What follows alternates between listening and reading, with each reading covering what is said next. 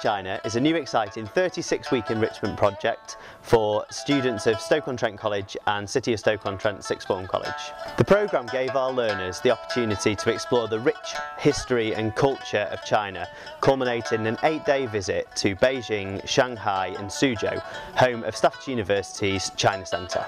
We were thankful to have the support of Stafford University and have started to develop partnership links with Shangnan Middle School and Wanjing High School. We hope you enjoy watching this short video of our project 2015. We went to the Great Wall of China, which was absolutely sensational. It's about 7 billion stairs up to the top. So when you start the wall, you're quite energetic, you're ready for it. You get halfway up and you kind of hit a wall and you think, I can't do this, but you've got to just think, keep going.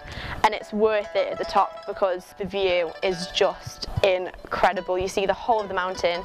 You also see much more of the wall as a whole as it goes over the mountains. I think my overall opinion of the wall was that it's probably one of the best things I've ever seen in my entire life. It was honestly a spectacle. It was amazing. When we got to the Summer Palace, we walked through the gate.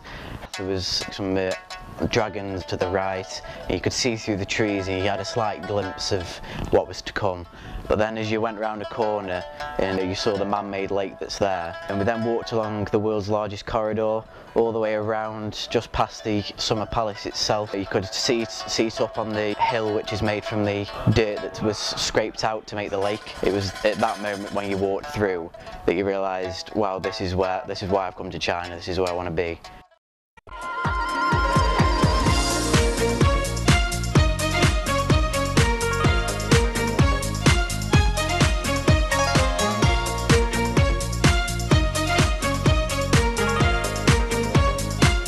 We drove through Beijing to the Temple of Heaven, where we walked through the nice park, where we did some Tai Chi, which is a lovely calming exercise. Chi obviously being the energy source that Buddhists use through their training for Kung Fu. We learnt a nice dance and performed it with some nice wise ladies. We saw how the pensioners all go down to the park in the day and play some chess and some card games, and just looks like a general fun time.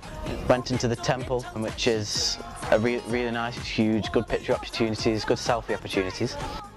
We went to Tiananmen Square first of all. When we got there it was actually massive, and there was a lot of people there because there was a big museum on the left hand side with Chairman Mao, who is the leader of the Chinese people who died about the 1960s. In the right hand side of this square there was like a portrait of him on his tower where he used to talk to people in this big square, and like at least a million people could fit into this square. He's actually like a god to the people of China because he made them republic. After we went to Tiananmen Square, we crossed over the road to the Forbidden City. The Forbidden City is for the emperor and his wife and his servants. The Forbidden City is not for the commoners, and there's different parts of it. So there's like a bit part where he lives, and there's another part where he might do is like admin and like rule the country from. There's a massive garden at the back where it's all like really beautiful compared to any other garden I've ever seen before. It was just amazing. Hutong is this small region not far from the Forbidden City where we looked at a typical Chinese family's house, and we learned that only a couple of generations ago it only affected her mother or grandmother. Women were not allowed outside the house for whatever reason. People in Hutong don't seem to be as well off as people in England, but you can tell that they work hard for whatever money they get.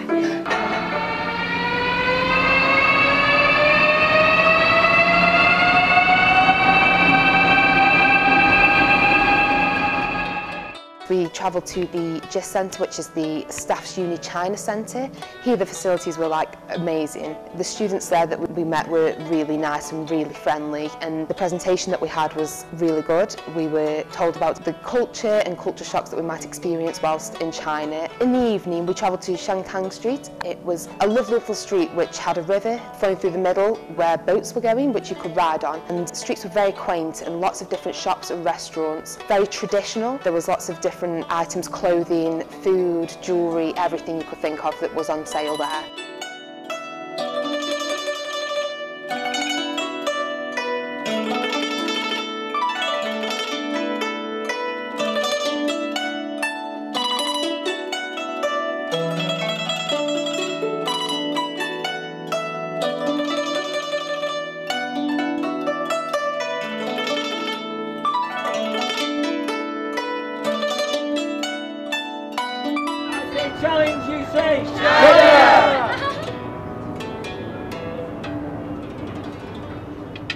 Today we visited middle school. We started the day with a flag raising ceremony, which was very formal, regimental, I would say, really patriotic.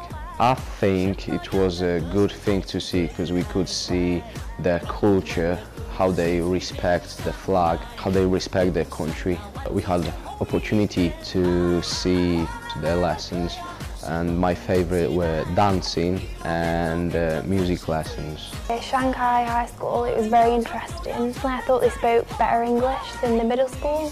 I can interact with them more and talk about things that I like and they like as well. They did sports, basketball a lot, that was the favourite. Towards the end of the day, we did different workshops. My favourite was the musical instruments. The girl taught me to play Twinkle Twinkle Little Star, calligraphy. That was good as well. I like the fact that they did extra lessons because it's completely different to what we do. Here we are at the Bund on the river cruise, enjoying the spectacular views. My Challenge China experience has been a lot more than I expected and very overwhelming. My highlights of the trip were the rickshaw tour of the Hutong area because it made me realise that at home I'm very lucky to live where I do. My other highlight of the tour was the river cruise on the Shanghai River. The views were breathtaking and I really enjoyed it with the team. My Challenge China experience has been a very enjoyable experience. I had quite high expectations and it actually reached my expectations. A personal highlight for me would be the Great Wall of China because it's always been a point of interest and it's something that I've always wanted to visit. And the Summer Palace was very picturesque and very scenic, so that was very enjoyable. Coming this far away from everything that you have ever known, it's the furthest I've ever travelled. It inspires me to travel further and learn about other cultures and maybe challenge my own belief that what you think about a culture isn't necessarily true.